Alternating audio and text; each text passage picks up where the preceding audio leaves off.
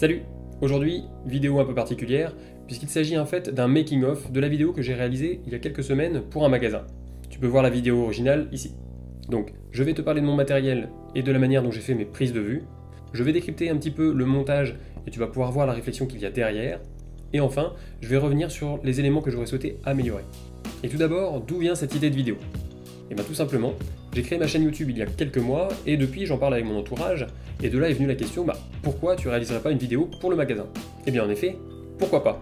Évidemment, c'est quelque chose que je n'avais jamais fait et du coup ça allait me demander un gros effort pour avoir un rendu correct. Mais du coup, c'était aussi une super opportunité pour progresser, donc go, je me suis lancé.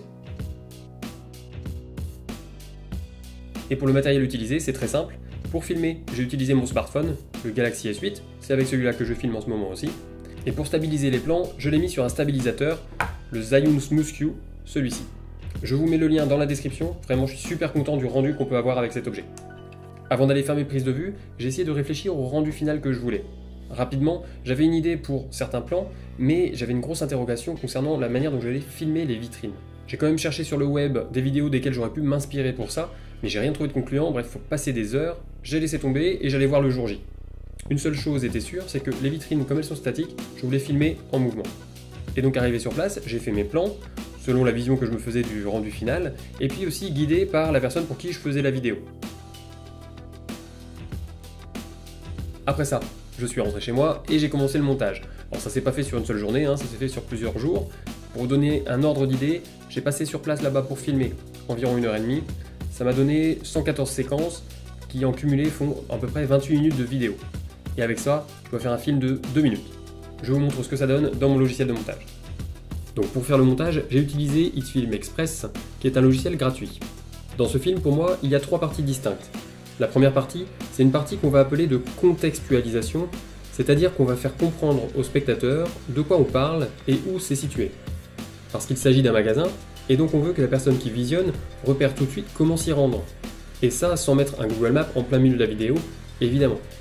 Donc dans cette première partie, j'ai 4 plans importants. Dans mon premier plan, j'ai la vitrine du magasin, j'ai le nom du magasin et j'ai la ville où il se trouve, Brest. Ensuite, j'ai une vue sur le téléphérique et les Brestois savent où il se trouve. Et pour finir, j'ai un plan dans lequel je me déplace et au final, j'arrive du téléphérique au magasin. Comme ça, le lien est fait et on comprend exactement où se trouve le magasin. Et enfin, dernier élément de contexte, j'ai évidemment une musique de Noël en fond et j'ai un plan avec une décoration de Noël. La deuxième partie de la vidéo, c'est une partie de narration en quelque sorte. On raconte une histoire pour qu'il y ait un fil conducteur dans le film. Là, ce que j'ai fait, ça n'a rien d'extraordinaire, j'ai tout simplement essayé de simuler le trajet qu'aurait un client dans le magasin. Donc on y rentre, on voit le magasin dans son ensemble, puis on avance, on regarde maintenant les petits éléments, puis on monte à la mezzanine, de là une autre vue sur le magasin, puis on redescend et on se rend en comptoir. Ici, l'enjeu c'était de ne pas être trop monotone avec des plans qui se ressemblent tous. Donc ce que j'ai fait, c'est que j'ai alterné les types de plans, et puis j'ai gardé les plans qui se ressemblent pour faire une séquence finale où j'enchaîne les plans avec une transition un peu speed.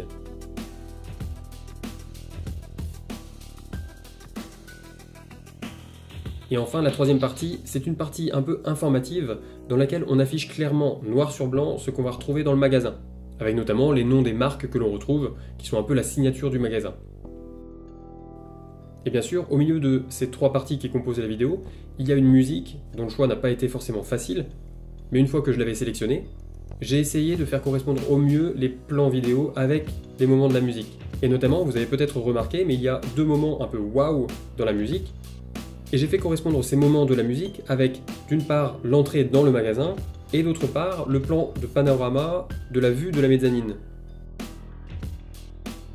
Et pour terminer, je vais vous parler un petit peu de quelques-uns de mes regrets que j'ai par rapport à ce tournage. Le premier concerne le matériel. Alors concernant le Galaxy S8, je me contente complètement de la qualité vidéo qu'il fait, mais par contre, j'ai pas pris le temps de bien utiliser les paramètres, et j'avais notamment laissé l'autofocus, qui m'a en fait gâché pas mal de plans. Donc à l'avenir, je vais m'entraîner à travailler en mode manuel pour éviter tous ces désagréments. Ensuite, bon, les plans que j'ai faits n'ont rien d'extraordinaire. Vraiment, ça manque, je pense, de créativité derrière. Bon, pour un premier projet, c'est peut-être pas mal, mais il faut vraiment que je travaille cet aspect-là. Et enfin, je n'ai fait aucune correction colorimétrique, parce que je maîtrise pas assez cet élément. Donc ça aurait peut-être ajouté un plus sur le global de la vidéo, mais bon, je verrai ça plus tard.